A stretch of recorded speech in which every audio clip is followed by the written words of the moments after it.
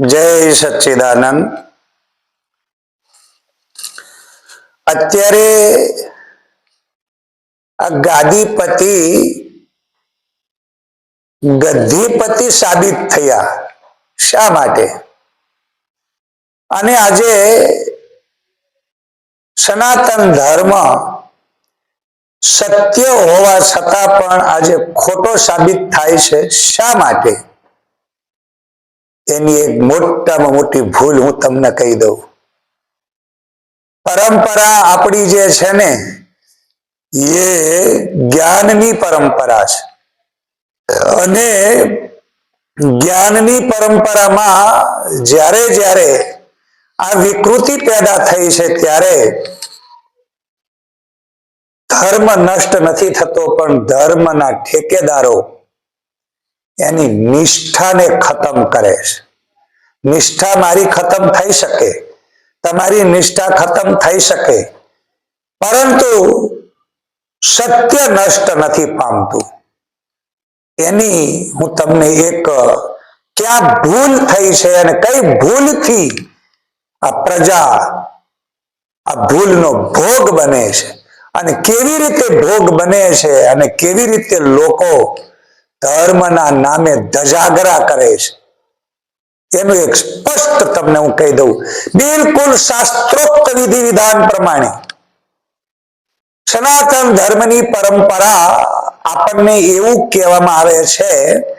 નારાયણમ પદ્મભવમ વશિષ્ઠમ શક્તિમ ચ તત્પુત્ર પરાશરમ ચ વ્યાસમ શુકમ ગૌડ પદમ મહાંતમ ગોવિંદ યોગીન્દ્ર મથાશ શિષ્યમ શ્રી શંકરાચાર્ય મથાશ પદ્મમ પાદમ ચ હસ્તા મલકમ ચ શિષ્યમ તમ તોટકમ વાર્તિકકાર મન્યદ અસ્મદ ગુરુમ સંતતમા નતોસ્મી। હું નમસ્કાર કરું છું આ પરંપરાને। તો નારાયણ સાક્ષાત પરમાત્મા, એના નાભીથી પદ્મ ભવમ ભગવાન બ્રહ્માજી પ્રગટ થયા અને એ પરંપરામાં વશિષ્ઠ, તો બ્રહ્માજીએ વશિષ્ઠને જ્ઞાન આપ્યું, વશિષ્ઠએ શક્તિને આપ્યું, શક્તિના પુત્ર પરાશર, પરાશરના પુત્ર વ્યાસ, સુખદેવ અને સુખદેવજીએ ગૌડપાદ અને ગૌડપાદ એ ગોવિંદપાદને જ્ઞાન આપ્યું અને ગોવિંદથી શ્રી શંકરાચાર્ય, જગતગુરુ શંકરાચાર્ય। અહીં સુધી તો તમને મને પ્રશ્ન કરવાની જરૂર નથી, શંકા કરવાની જરૂર નથી, પણ હવે અહીંયા શ્રી શંકરાચાર્ય મથાશ પદ્મમ એને 4 વિભાગ કર્યા। હવે એક વ્યક્તિના 4 વિભાગ થયા, 4 મઠ ઉપર, 4 દિશા ઉપર, અને ન્યાય એની ગાદી બની। ગાદી બની એટલે શંકરાચાર્યના આશીર્વાદ ત્યાં શરૂ થયા। હવે 4 પીઠના 4 શંકરાચાર્ય જે એક હતા એની જગ્યાએ 4 થયા। હવે અહીંથી હું તમને કહી દઉં કે આ જે પરંપરા છે ને એ ગાદી પરંપરા નથી, ધ્યાન દેજો, નહીતર હજી આની આ દશા થશે। આવા એક શંકરાચાર્ય જે ધક્કે ચડ્યા છે ને એવા બધા ધક્કે ચડશે જો તમે ગાદી પકડીને ચાલશો તો। ગાદીની અહીંયા કોઈ ચર્ચા નથી થઈ, અહીંયા વંદે ગુરુ પરંપરા, તો અસ્મદ ગુરુ પર્યંતામ, વર્તમાનમાં જે અમારા ગુરુ છે નારાયણે જે જ્ઞાન આપ્યું એ જ્ઞાન પરંપરા, તો જ્ઞાનની પરંપરા છે, અહીંયા વ્યક્તિની પરંપરા નથી, ધ્યાન દેજો। અને કોઈ પણ વ્યક્તિ જો આ બાબતમાં એવું વિચારીને બેસી ગયા હોય કે અમારી ગાદી, તો એ ગાદીના ગાદીપતિ આજે બધા ગદ્દીપતિ સાબિત થયા છે। એટલે ક્યાં ભૂલ થઈ? શંકરાચાર્ય 4 મઠ સ્થાપ્યા અને એ 4 મઠની જે સ્થાપના થયા પછી આ ગાદી જે લોકો લઈને બેસી ગયા છે ને એની જગ્યાએ આપણે જ્ઞાન પરંપરા પકડવાની જરૂર હતી કેમ કે વંદે અહીંયા આપણે ગુરુ પરંપરાને વંદના કરીએ છીએ તો ગુ શબ્દ સ્પંદકારોસ્તિ ઋ શબ્દ તન નિરોધક અજ્ઞાનને દૂર કરી અંધકારને દૂર કરી અને જ્ઞાન રૂપી પ્રકાશને આપણી સામે લાવે એને આપણે ગુરુ કીધા છે એ પરંપરાને આપણે જ્ઞાનને વંદન કરીએ છીએ પ્રણામ જ્ઞાનને કરીએ છીએ વ્યક્તિને નહીં વ્યક્તિની અંદર રહેલો અહંકાર એ અહંકારથી થતો એનો વ્યવહાર એના વ્યવહારના આપણે જવાબદાર નથી કોઈ પણ વ્યક્તિ જ્યારે જ્ઞાન આપે છે તો જ્ઞાનાદ્વૈતુ કૈવલ્યમ ઉપનિષદ કહે છે તમને માત્ર ને માત્ર જ્ઞાનથી કૈવલ્યની પ્રાપ્તિ થશે વ્યક્તિની સાથે આંબળશેડા લેવાથી નહીં સનાતન ધર્મનું પતન થવામાં કારણ આ એક જ છે કે વ્યક્તિના વ્યવહારને વ્યક્તિના અહંકારને ધર્મ માની બેઠા છીએ વ્યક્તિના વ્યવહારને જેણે જેણે ધર્મ માની અને વ્યક્તિના અહંકારને વ્યક્તિના વ્યવહાર માટે જેણે જેણે યુદ્ધ કર્યું બલિદાન આપ્યું દેશમાં એનું પતન થયું છે શુક્રાચાર્ય પણ એક આચાર્ય છે અને અહીંયા બૃહસ્પતિ પણ એક આચાર્ય છે તો અત્યારે આ કલિયુગની અંદર શુક્રાચાર્ય જેવા આચાર્યો કેટલા શુક્રાચાર્યની કોટીમાં આવતા જેટલા જેટલા ધર્માચાર્યો છે ને એ બધા એક આંખે શુક્રાચાર્યની જેમ હરિઓમ એક તરફી દ્રષ્ટિ છે જે બે દ્રષ્ટિ અને પછી ભગવાન શિવનું ત્રીજું નેત્ર ખુલે ને ત્યારે બધું બળીને ભસ્મ થઈ જાય પણ બે પ્રકારની દ્રષ્ટિ વ્યવહારમાં તમારે જરૂરી છે એક જ્ઞાન દ્રષ્ટિ અને એક પ્રપંચમાં તમે જ્યાં જ્યાં જે વ્યવહાર કરો છો અહંકાર દ્વારા તમે જે કાંઈ પણ કાર્ય કરી રહ્યા છો એ પ્રકૃતિ ક્રિયમાણાની ગુણે કર્માણી સર્વસ અહંકાર વિમૂઢાત્મા કરતા હમિતિ મન્યતે આવી રીતની જેને જેને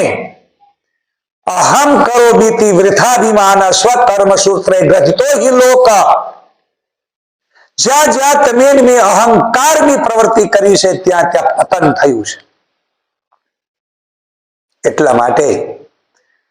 જેટલા જેટલા પદ ઉભા કર્યા છે જેમ મંડલેશ્વર પદ ઉભું થયું અને આ મહામંડલેશ્વરોના ઝઘડા તો જે તમે જોયા જ નથી એ પેપરમાં ચગડોળે ચડતા નથી કારણ એને અંદર ખાને બીક લાગે છે કે અમે બદનામ થઈ જઈશું તો એટલે આ મંડલેશ્વરો અંદરો અંદર એ વખતે જ્યારે શાહી સ્નાન નીકળવાનું કે મારી પાલખી પહેલી બોલાની પાલખી વાહે અને આની પાલખી આગળ ને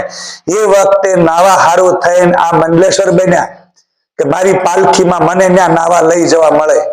અને કિનારે પાલખી ઉભી રહે પછી આ નાન નીકળે ઓલા નાન નીકળે પેલા નાન નીકળે અને એમાં જો પબ્લિકમાં ધક્કે ચડ્યા તો એ અંદરો અંદર પાછા અખાડામાં બખેડા થાય અને એમાં વળી પાછા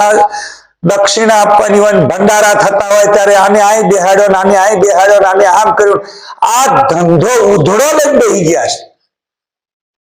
છે હકીકતમાં અહંકારની સાથે જ્ઞાનને કોઈ લેવા દેવા નથી આ બે દ્રષ્ટિ હોવી જોઈએ એટલે વિવેક વગર નર અંધા શું કર્યું આઠ પોર કરે ધંધા વિવેક હોવો જરૂરી છે સત અસત ધર્મ અધર્મ અહીંયા જડ અને ચેતન એમ બે પ્રકારની દ્રષ્ટિ તમને આપેલી છે એમાં જ્યાં જ્યાં દ્વૈત આવે ત્યાંથી તમે આંખ બંધ કરો પણ અહીંયા તો શુક્રાચાર્યની જેમ એક આંખ તો આત્મજ્ઞાન વાળી બંધ જ થઈ ગઈ આત્મજ્ઞાન રહ્યું જ નથી વાતો જ કરવાની અમે વેદાંતી પણ વેદાંતના એક શબ્દને તમે સમજી ગયા હો તો વેદાંત એમ કહે છે કે નિરુપાધિક સત બ્રહ્મ તત્વની ઉપાસના કરો તો તમે તો બધી ઉપાધિ લીધી મંડલેશ્વરની ઉપાધિ લીધી શંકરાચાર્યની ઉપાધિ લીધી અને આ બધા ગાદીપતિ બધા ગધિપતિ સાબિત થયા શા માટે એક બાજુ વેદાંતની વાતો કરો છો નિરુપાધિક શુદ્ધ બ્રહ્મ ની ચર્ચા કરો છો અને તમે બધી ઉપાધિ માથે ઓઢે જાઓ છો અને પછી ઝઘડાનું મૂળ પછી કે એક ટોળું આની હારે એક ટોળું આની હારે એટલે ઘરે શેઢા હારું નથી બાંધ્યા ઈ હારા આવા કોઈક બીજાના લંગોટા હારું બાંધવાનું જેની અંદર વંદે ગુરુ પરંપરાનું આત્મજ્ઞાનનું આટલો સાંટોય નથી જો આત્મજ્ઞાન એની પાસે હોય ને તો આત્માનું સ્વરૂપ એમ કે છે મમાત્મા સર્વભૂતાત્મા જેવો મારો આત્મા છે એવો બધાયનો આત્મા છે તો અહીંયા તમારા બધાયના થોબડા જુદા સ્વભાવ જુદા બધાયનો વ્યવહાર જુદો જુદો તો આ અહંકાર તમને ઢહડી લઈ ક્યાં જાય છે શાસ્ત્ર તો એમ જ કહે છે એક મેવાદ્વિતીયમ બ્રહ્મ એક જ અદ્વિતીય બ્રહ્મ તત્વ છે દ્વિતીય નાસ્તિ બીજો છે જ નહીં તો કોની સામે આ શિંગડા ભરાવો છો કોની સામે ઉપવાસ ઉપર બેહો છો કોની સામે તમે હું ધંધો આદર્યો છો સર્વમ ખલ્વિદમ બ્રહ્મ બધું બ્રહ્મનું તત્વ બ્રહ્મનું સ્વરૂપ છે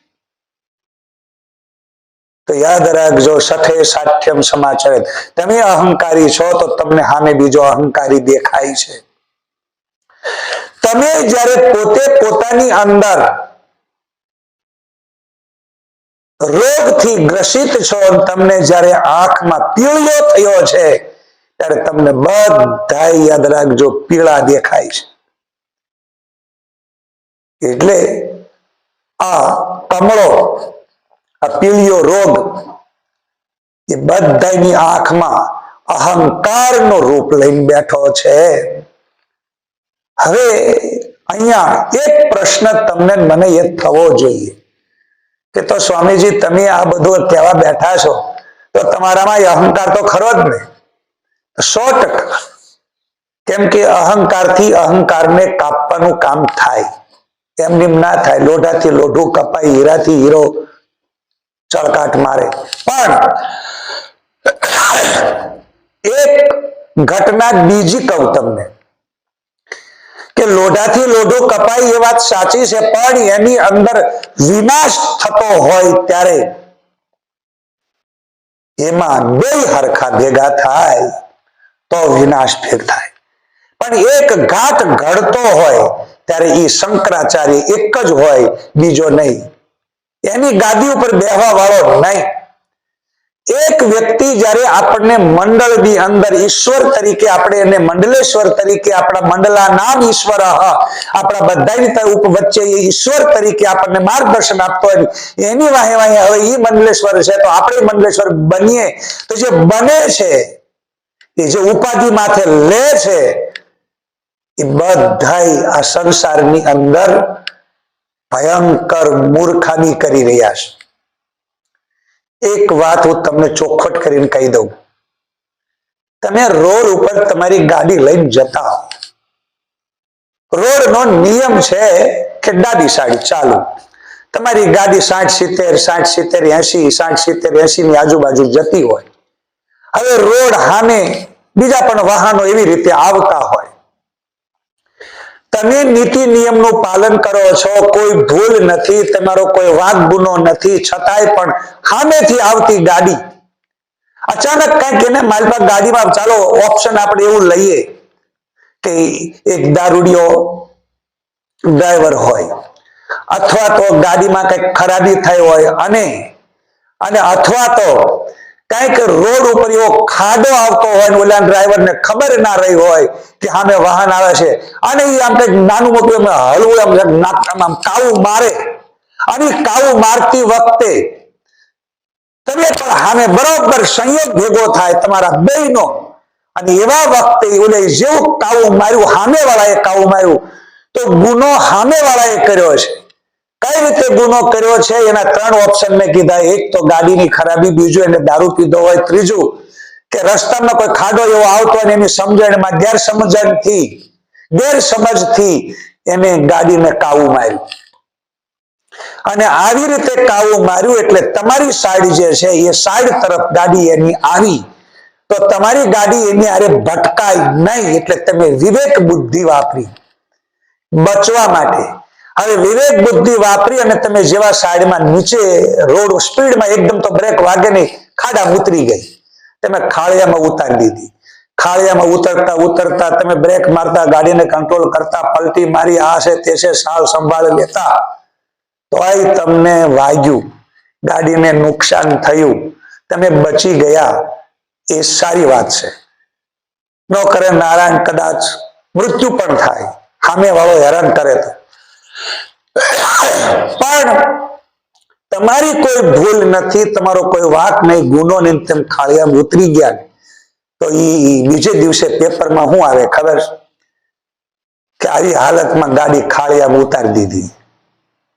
શું કામ ગાડી ઉતરી છે, શા માટે ઉતરી છે, કોને ઉતારી દીધી છે, એનો પબ્લિક પ્રજા વિચાર નહીં કરે. અંદર વાસ્તવિકતા શું છે એની કોઈ ખબર નથી. એમ અત્યારે આ બધા જેટલા રોડ ઉપર પોતાની ગાડીઓને અહંકારમાં, અભિમાનમાં, દારૂ પીધેલી હાલતમાં, કોઈ એવી માનસિક વિકૃતિથી જ્યારે ઈ કાવું મારે છે અને તમને હેઠે ઉતારી મૂકે છે, અને તમે બચવા માટે, તમે તમારી આત્મરક્ષા માટે થોડા એનાથી દૂર ખસો છો, અને ઓલો પૂરપાટ એની ગાડી રોડ ઉપર લઈને નીકળી જાય છે, અને એની સફળતામાં બધા લોકો એની સફળતામાં ભગવાન જોવે છે. તો આવા કાવું મારી નીકળી જવાની સફળતામાં તમે જેને જેને ભગવાન જોવાની મૂર્ખામી કરી રહ્યા છો, યાદ રાખજો, એક વ્યક્તિ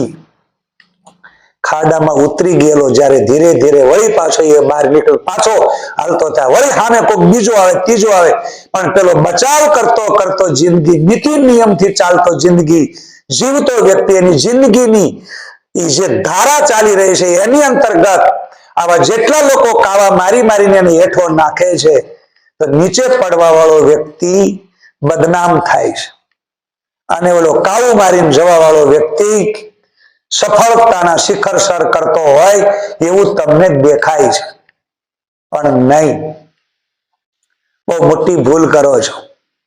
જેથી ખાળિયામાં ઉતરી ગયેલો વ્યક્તિની વાસ્તવિકતા તમે જાણો, અને એની સફળતાની વાસ્તવિકતા જ્યારે તમારા હાથમાં આવે ત્યારે બહુ મોડું થઈ જાય છે.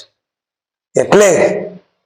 જેટલા જેટલા ધર્માચાર્યોએ જેને જેને પોતપોતાની આ ગતિને કાવું મારી મારી બીજાને સાઈડમાં ઉતારી અને પોતે નીકળવાની કોશિશ કરી છે, અને પ્રજા એને સાથ આપવા દોડી છે પાછળ પાછળ, તો આ પ્રજાને વાહે વાહે દોડવાની જ ખબર પડે છે.